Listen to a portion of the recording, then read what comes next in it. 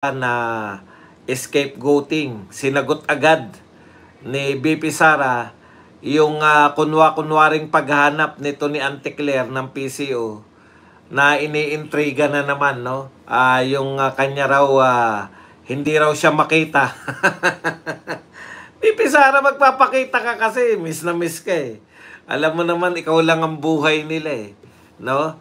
At sinagot po yan ni BP Sara na may plano daw po ng pagpunta sa Kuwait na hindi magpapaalam. Wala pa pong panyanyari. Alam nyo po, matagal pong mayor si BP Sara, hindi pa po nagaganap yan.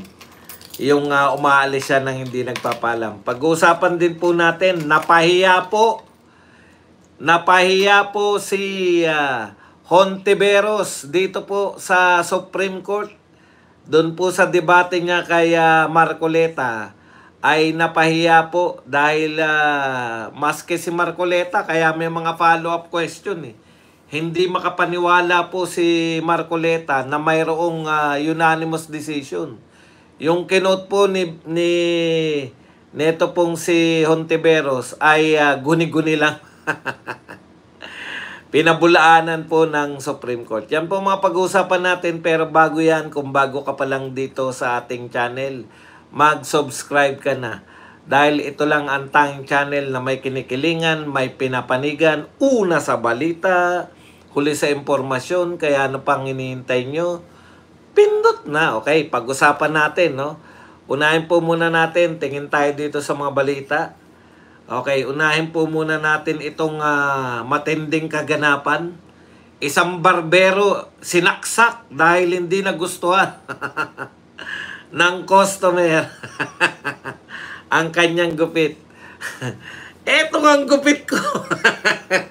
Etong ang gupit ko. Dadaanin na lang natin mamaya sa... Ikaw naman, Brad. Oh. Hindi kasalanan ng barbero. Ayan, kulong katuloy. Buti na lang, nabuhay po yung barbero. Kawawa naman. Ingat-ingat po tayo sa mga barbero. Ito nga po, dinadaan ko lang sa sangkatutak na gel eh. Ikaw naman, Brad, kayang-kaya na ng gel yan. Okay, pag-usapan natin, no? Ito po, si BP Sara, nagpakita na po, ayon po sa request nito ni Auntie Claire, miss na miss po si BP Sara eh. Dahil paano mo makikita, kumakanta ka ng dancing queen dyan? Paano mo makikita si BP Sara nasa Davao, samantalang ikaw kumakanta ka ng dancing queen dyan sa India? Alam nyo po, eto real talk lahat po, pag kinanta po yung dancing queen, ano po ang initial reaction ng mga tao? Sumayaw, di ba? Tignan nyo po. Nakanganga lang yung mga tao, yung iba parang pilit lang nangumiti eh. Malacanang, wala na talaga kayong panduran-duran. Kasasayaw mo, kakakanta mo ng dancing queen na wala namang sumasayaw. Ikaw lang ang tanging kumanta ng dancing queen na walang sumayaw. Alam mo ba yun? O, yan. Pumunta ka sa Davao para para makita mo. Tapos, intrigahin na kesyo aalis na naman daw, hindi pa nagpapaalam, nagpaplano na daw umalis. Alam mo pa ang plano, alam mo pa ang mangyayari. Ayan po, sumagot na po si BP Sara ngayon. Ito po ay scapegoating lang. Dahil sa totoo lang po, napahiya po ang Malacanang, napahiya po ang administrasyon, napahiya po si Auntie Claire dito po sa desisyon ng Senado. Alam niyo po kung bakit po sila pahiyang-pahiya. All this time, buong akala po nila si Waiter Escudero ay hawak nila. Hindi po nila alam, hindi po mapapasubalian na si Chis Escudero po ay isang anong tawag dyan? True-blooded politiko. Survivor po yan. Ayan, hindi po yan ang mga politiko po dito sa Pilipinas, you are as good sa kanilang susunod na posisyon. Yun po yun eh. Yung administrasyon po ay mabuti lamang sa mga politiko hanggat sila po ay may pakinabang.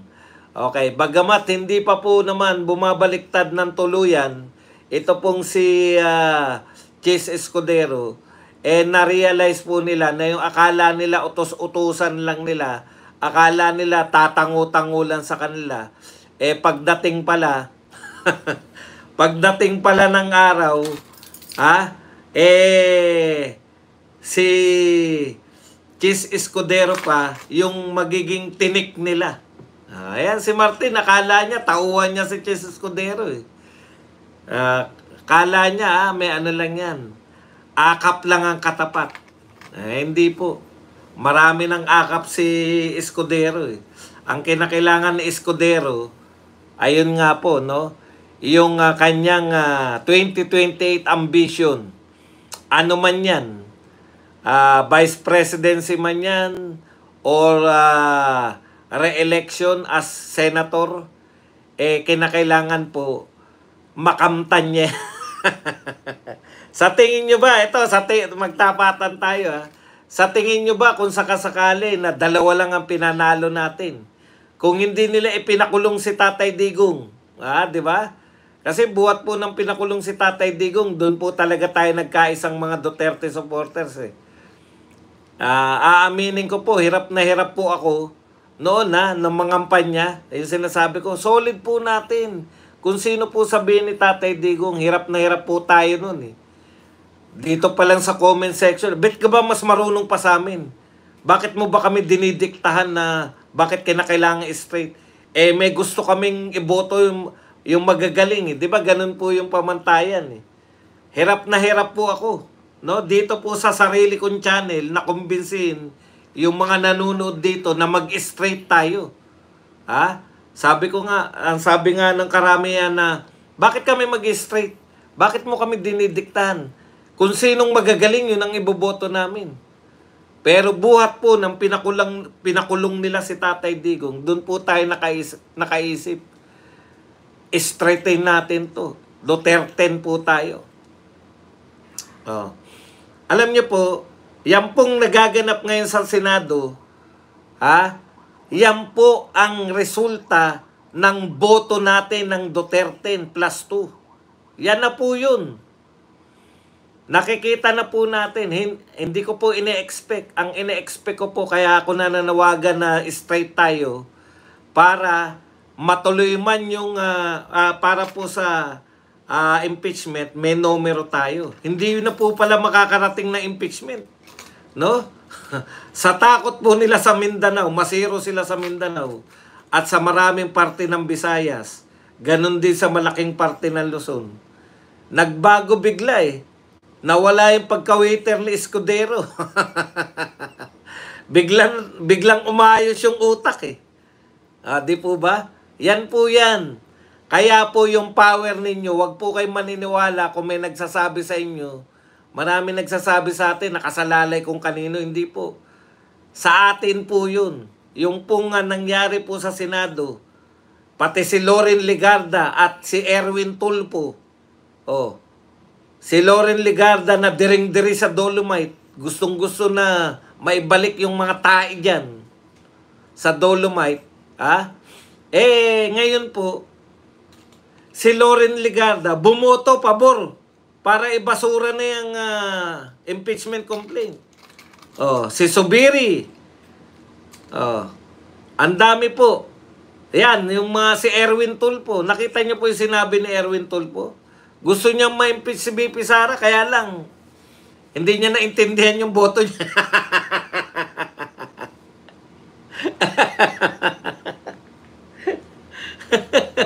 Hindi niya naintindihan yung boto niya. Nag-yes siya kay Marcoleta. Tapos sabi niya, gusto niya mapakinggan yung... sabi ko, naunawaan kaya ni Erwin Tulfo kung ano yung binoto niya. Kasi, daig pa ni Lito Lapid, si Lito Lapid. Di ba? Si Lito Lapid, sabi ni Lito Lapid, sumusunod siya sa konstitusyon. Putya si Erwin Tulfo, yes ang binoto. Dahil gusto niya raw makita si BP Sara na nililitis.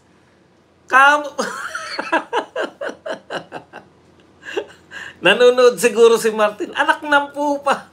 Bugok talaga tong tao ko na to. Gusto mo palang makitang nililitis si Sara Duterte. Bakit ka bumoto ng yes? Pabor siya, di ba? Pakinggan niyo yung paliwanag. Pabor daw siya na kaya bumoboto siya na yes. Sabi ko, putya, hindi yata nito naintindihan. Hindi naintindihan yung boto. Gusto niyo raw makita si BP Sara na nililitis. Bumoto ng yes na ibasura yung...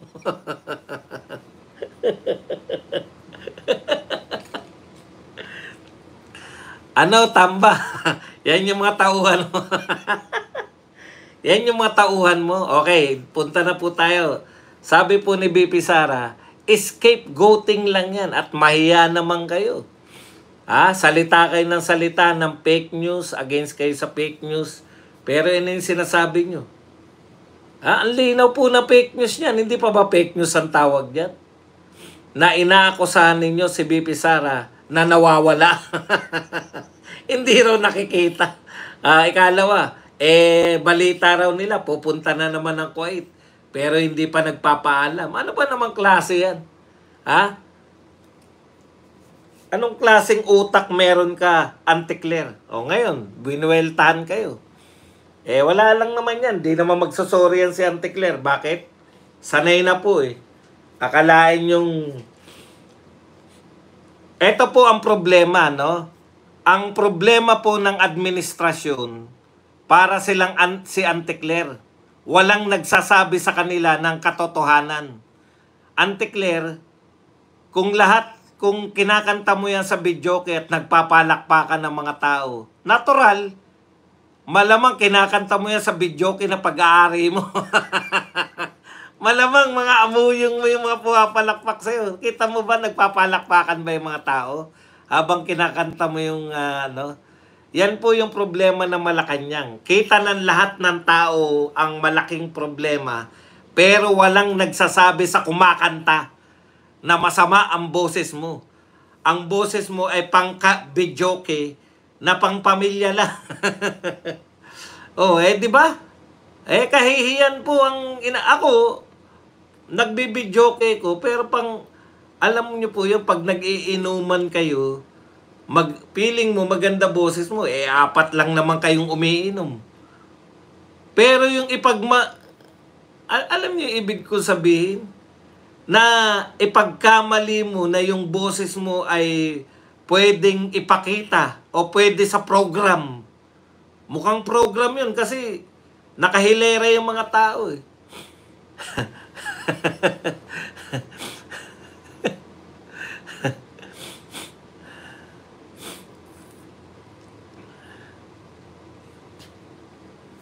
Yun po yun, no? Ang administrasyon kinakatawan talaga ni Auntie Claire. Walang nagsasabi sa kanila na masama ang kanilang ginagawa.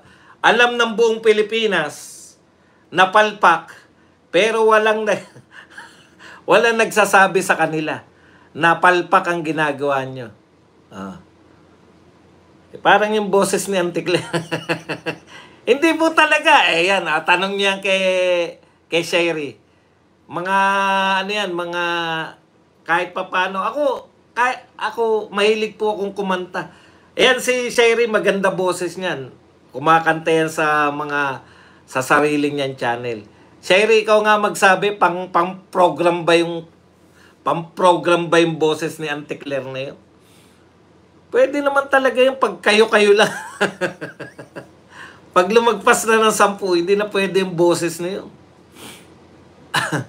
Okay. Punta na po tayo rito, no?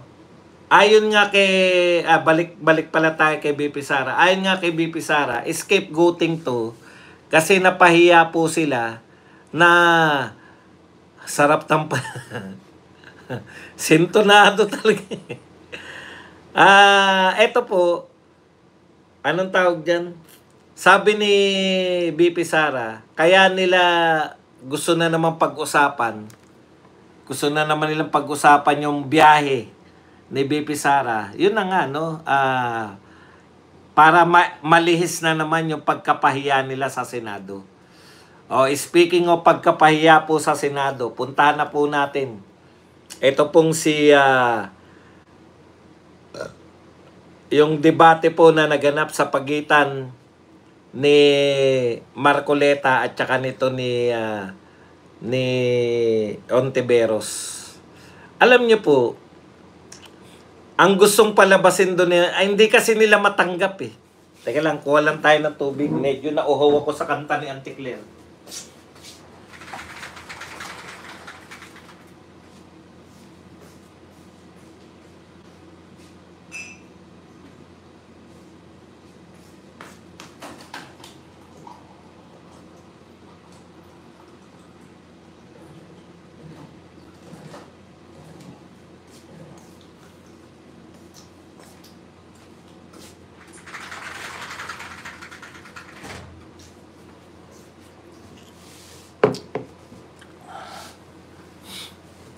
Okay. Ang totoo po, hindi nila matanggap na may bagong, ang tawag nga nila, neophyte, di ba? Neophyte senator na mas magaling sa kanilang lahat. Yan po ang kanilang, ang objective doon ni Hontiveros, ipahiya si Marcoleta. Tignan nyo, siningil out niya. Nag-research ng mabilisan si Hontiveros sa sinasabi. Alam niyo, ito pagkakaiba Hontiveros, no? Ang pagkakaiba, abogado versus hindi ka naman abogado. Makikipagdebate ka, ang topic nyo tungkol sa mga rulings ng Supreme Court. Parang ganito po yan eh. Nakipagdebate ka sa historian tungkol sa Philippine history na ikaw nagbasa ka lang, kababasa mo lang ng history. Ngayon ka lang nagbabasa, tapos historian, ang point diyan ni Marcoleta, kaya ka, 'di ba, kaya ka tinanong uli ni Marcoleta, ano ba yung decision na yan na unanimous? Yang by en banc decision o division lang? Tapos hindi ka na masagot, hindi ka na makasagot, 'di ba? Ay hindi na yan ang usapin. Ang pinag-uusapan kanina kung meron bang unanimous decision na bumaliktad. Yun po yun eh. Hindi ka pwedeng manalo kasi sa mga abogado, okay lang ang pagtalunan nyo tungkol sa flood control. Pwede ka makipagtalo. Pareho nyo namang hindi kabisado yun eh. Pero yung pagtatalunan nyo, yung mga ruling sa Supreme Court, kabisado halos ni Marcoleta yan. Pwede akong mga recent. Hindi po, merong mas matalino kaysa sa mga teacher na estudyante. Yung pong, eto kasi, talagang alam mo na hindi ka ubre. Wala pong abogado na magsasalita ng kasing tapang ng pagsasalita ni Marcoleta na tsinatsambahan niya lang. Ganun po talaga yun, yung conviction mo. Angelo Ramirez, thank you very much sa $199. Kung i-google mo lang, okay lang yan. Halimbawa, ang pinagtalunan nyo, traffic, problema sa traffic. Yan. Pwede ka makipagdebate sa isang abogado katulad ni Marcoleta. Si Marcoleta, updated po yan eh. No? Libangan po nila, hindi lang po nila pinag-aralan ng batas. Libangan po nila na pag may mga bagong ruling yung Supreme Court, binabasa nila. Automatic po yan.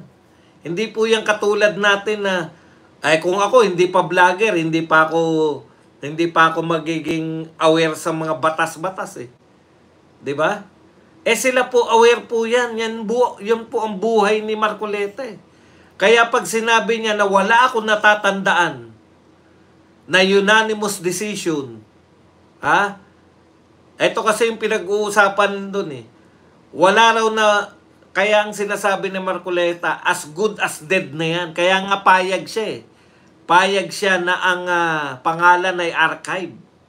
Ilibing muna, hukayin na lang pag binawi ng Korte Suprema. Kasi wala pa po, ayon kay Marcoleta, wala pang unanimous decision ang binaliktad Ibig sabihin, walong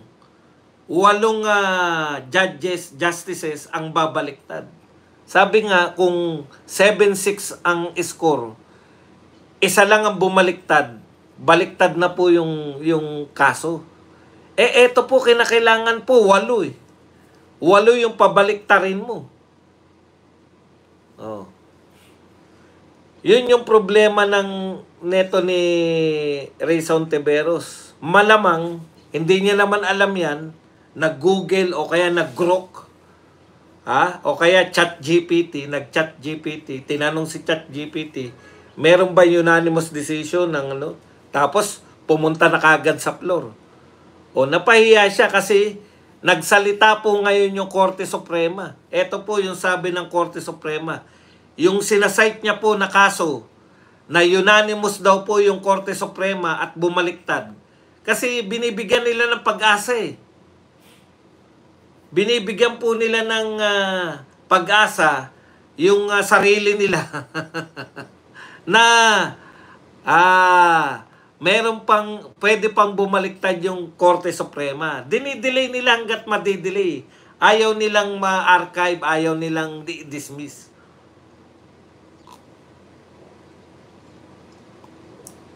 Okay.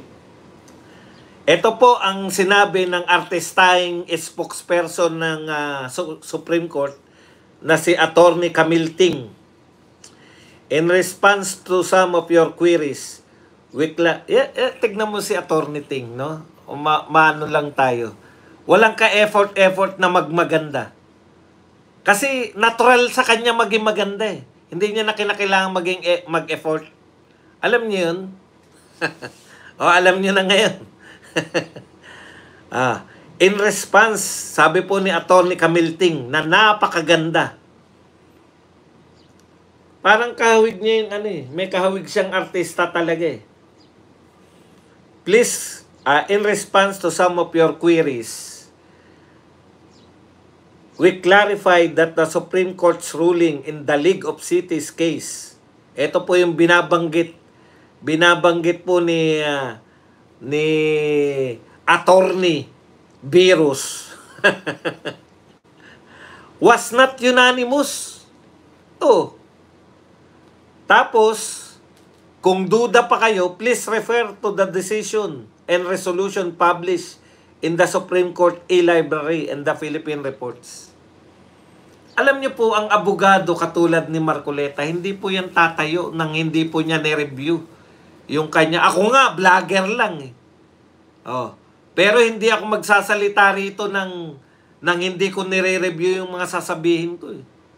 Yung mga responsable pong tao, kahit hindi po abogado, bago po magsalita po yan sa mga vlog nila, nagre-review po yan ng tama ba itong sasabihin ko sa vlog ko.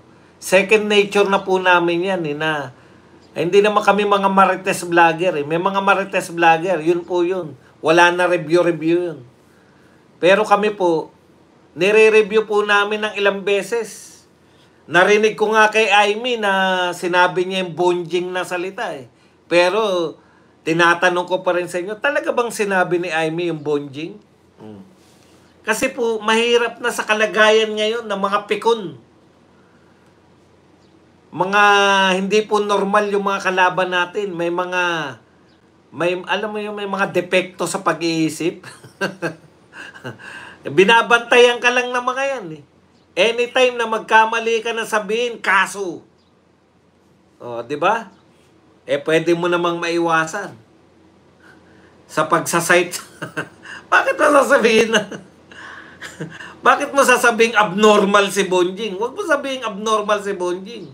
I-quote mo si Aimee Marcos na abnormal, anong tawag dyan? Na siya ay Bonjing, bardagul, ano yung mga sinabi? Yun, ganun. Kinote mo lang si Aimee, bakit ka naman, kahit balikan natin. Kaya hindi, Kim Bonjing, sabi ni Attorney Rowena Guanzon.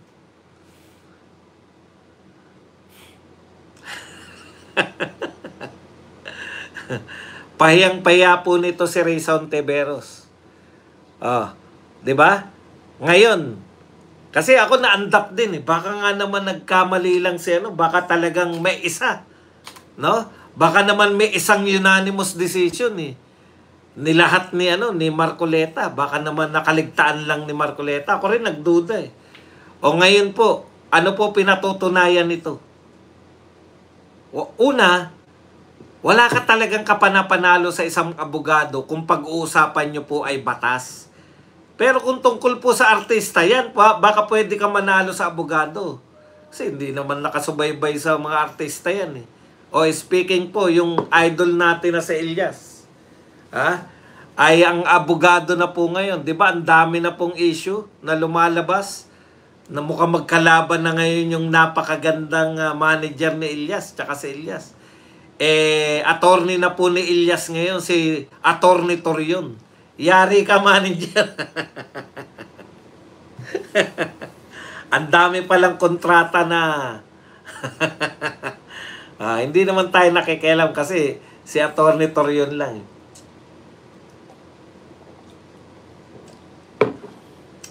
Ay bakit?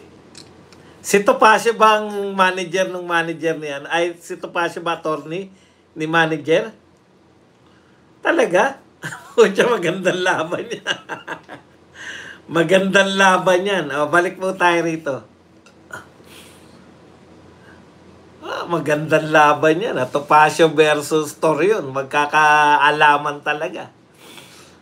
Abangan natin yan. Kahit balitang showbiz yan. Aabangan natin yan. Okay. Sige, Sherry. Ingat. Punta po tayo. We are uncertain as the source of the claim that the decision was unanimous. Yan po ang dagdag. Sa madaling salita, hindi namin alam kung saan kinuha ng dakdakin ng Ontiveros. Yang kung saan niya kinuha yung kanyang source. Dahil maliwanag po rito sa Supreme Court na hindi po unanimous yan.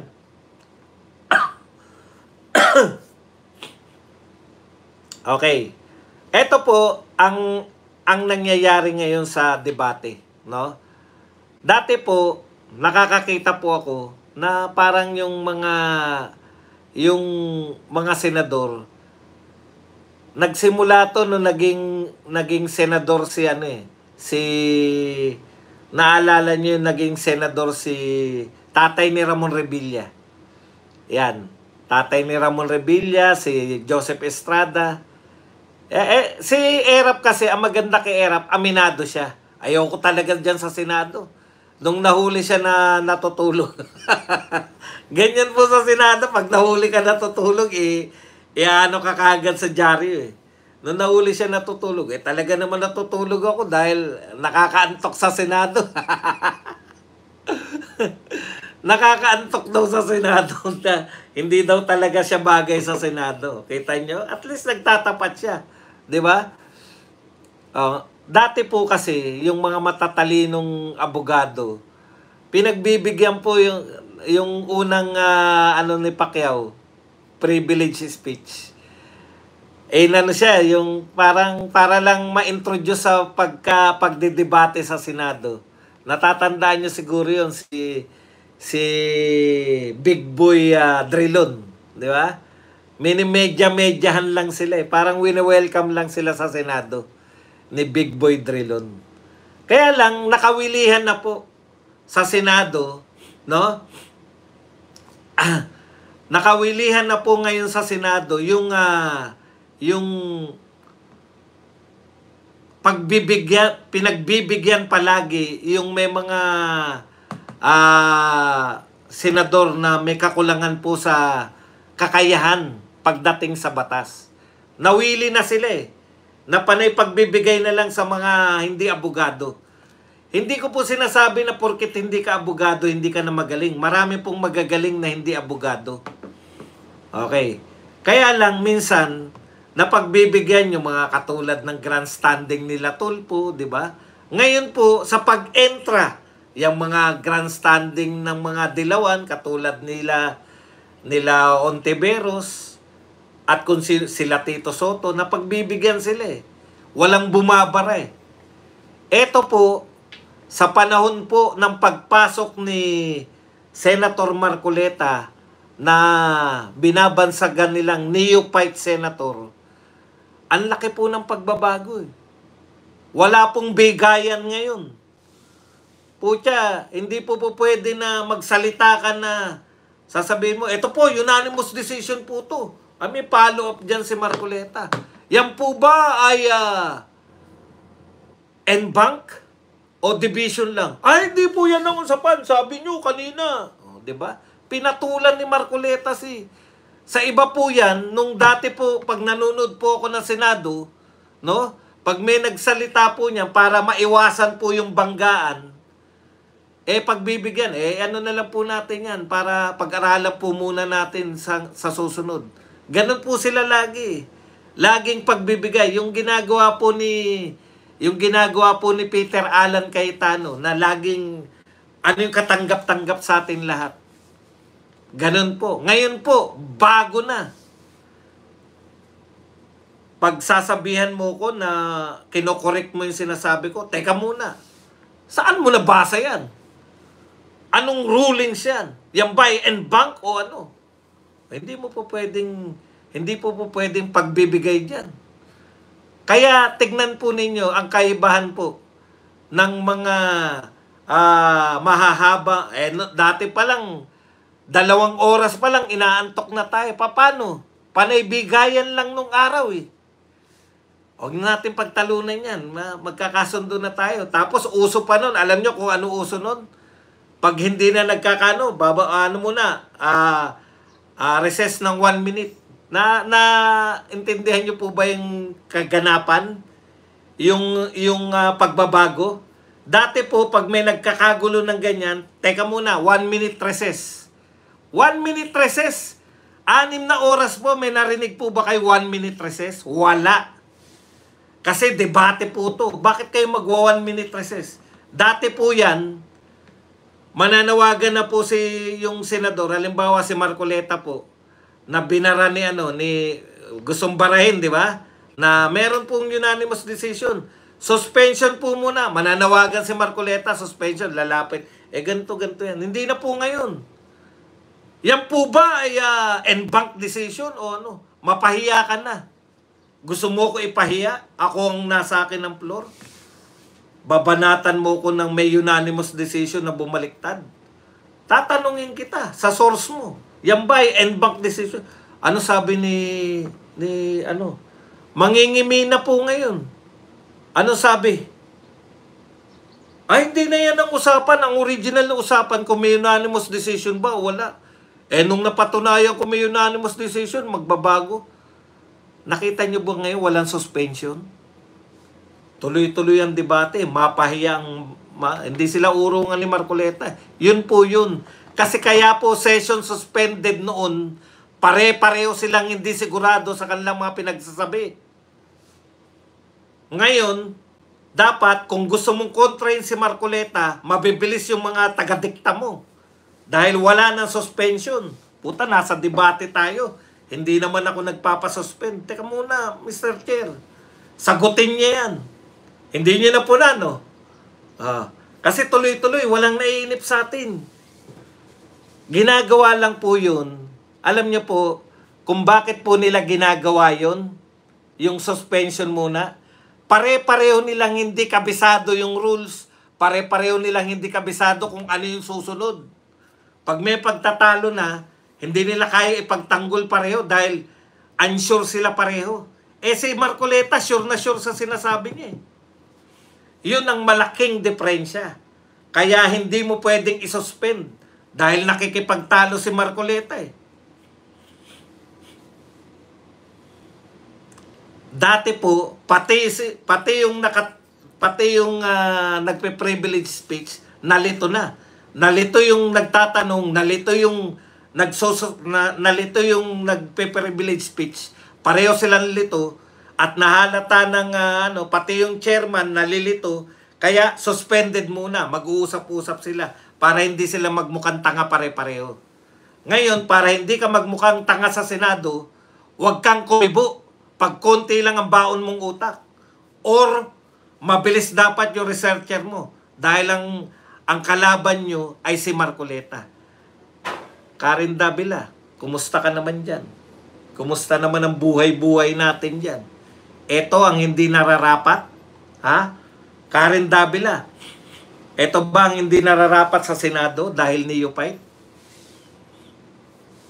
Plenary pa lang po yan. Paano kaya ang mangyayari kung sa committee ni Chairman Marcoleta magdadaos si Chairman Marcoleta ng committee hearing sa flood control project? Hindi ba mas kaabang-abang? Dahil wala. Sumagot kayo. Di ba? Mr. Contractor, ang tinatanong ko lang naman sa iyo ay magkano yung kinikbak mo dyan? Akala nyo uubra pa yung mga ano nyo ngayon, pag mamarunong nyo, barado kayo kay Marcoleta. Kaya po, kung mapapansin nyo, walang ganong suspension. Kasi yung chairman na Senate President at saka yung nagpe-privilege speech, alam nila yung tutunguhin, kontrolado nila. Kaya madalas lang naman, ayaw nilang may napapahiya. Eto, gusto nyo ipahiya yung isa laban sa 5. Kayang-kaya ni Marcoleta lahat sagutin. Kabisado niya yung sinasabi niya. Yun po yung dahilan nun, no? Kaya maraming magiging yung sinabi ko noong nakaraan na isang tao lang na-inject yung Senado, biglang tumaas po yung level ng mga senador. Kasi mapipilitan kang makisabay. Hindi na uubra dati na wata-wata lang si Tito Soto, Senate President na eh. Hindi na uubra na mag-expose ka na wala kang mga patunay. Hindi ubra na dadaanin mo lang sa taray-taray. Sasabihin mo lang, hindi naman niya pinag-uusapan kanina. Ito lang yung pinag-uusapan. Tapos ngayon, tatanungin ako ng kung ano-ano. Hindi ako sigurado dyan. Di, huwag kang sigurado. Huwag kang tumayo at para hindi ka mapahiya. Yan po yun. Kaya po, hindi po makakapag-grandstanding yung mga kaperasito lang ang mga utak. At yan po ang magbibigay daan para iboto na uli natin sa susunod na mga eleksyon. Panay mga abogado na. Attorney Rodriguez, Attorney Hinlo, Attorney... anong pangalan yung taga-Pangasinan? Attorney Torion. Attorney Topacio. Magiging uso na po yung mga attorney. Pauusuhin po eh. Yung mga dating Duterte, pasok na rin natin si Torion. Sama lang natin yung mga matitino na meron ng karanasan talaga sa tunay na pamumuhay, katulad ni Pastor Apollo Quebuloy, Lambino, tsaka si Bundok. Para masarap po ang banatan. Hindi yung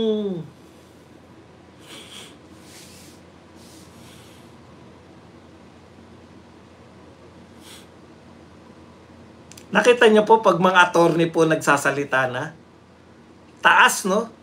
Iba yung level, no? Gayahin niyo si Lito Lapid, yan lang ang mapapayo ko sa inyo. Kung konti lang po ang baon, konti ang ling din. Kung konti lang po ang supporters, umakto po ayon sa supporters. Yung mga pinakakonting supporters, number 11 at number 12. Yun po. 'Di ba number 11 niya si Rizon Tiberos doon tumakbo?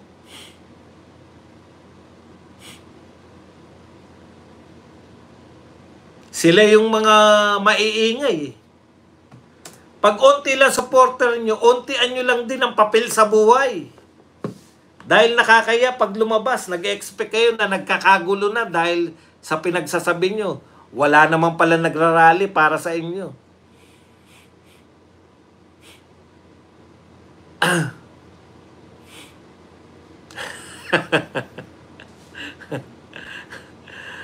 Yan lang po ang ating topic. Pwede na kayong magtanong, pwede po kayong magbigay ng reaksyon at higit sa lahat, pwede po kayong magpakape.